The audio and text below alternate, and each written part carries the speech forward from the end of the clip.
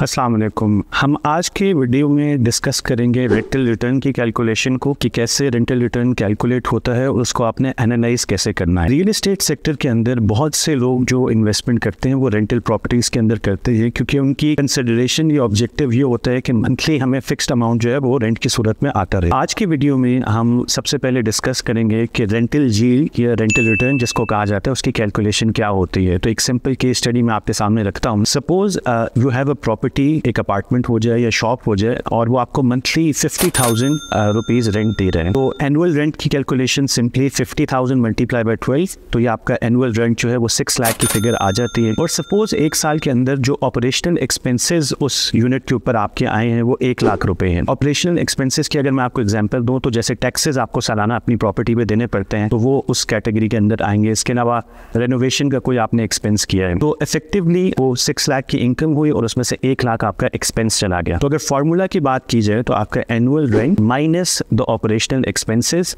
Divided by आपकी cost of property. For example हम यहाँ एज्यूम करते हैं कि आपकी कॉस्ट ऑफ प्रॉपर्टी या प्रॉपर्टी वैल्यू जो है वो इस वक्त 1 करोड़ रुपए है। तो अगर ये कैलकुलेशन हम करें तो हमारे पास जो रिजल्ट आता है that is 5% return per annum या पर ईयर।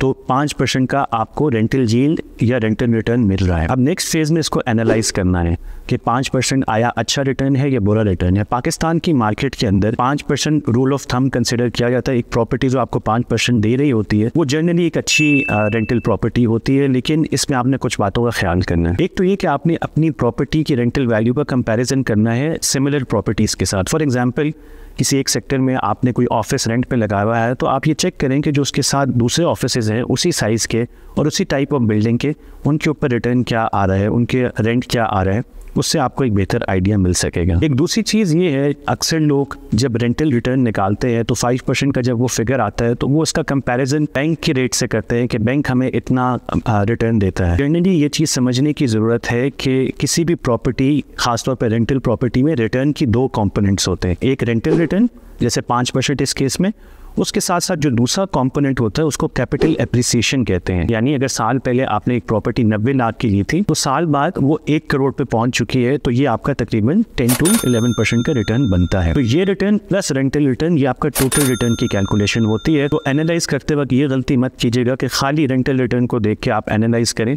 और जो प्रॉपर्टी की वैल्यू बढ़ी है उसको इग्नोर कर दें।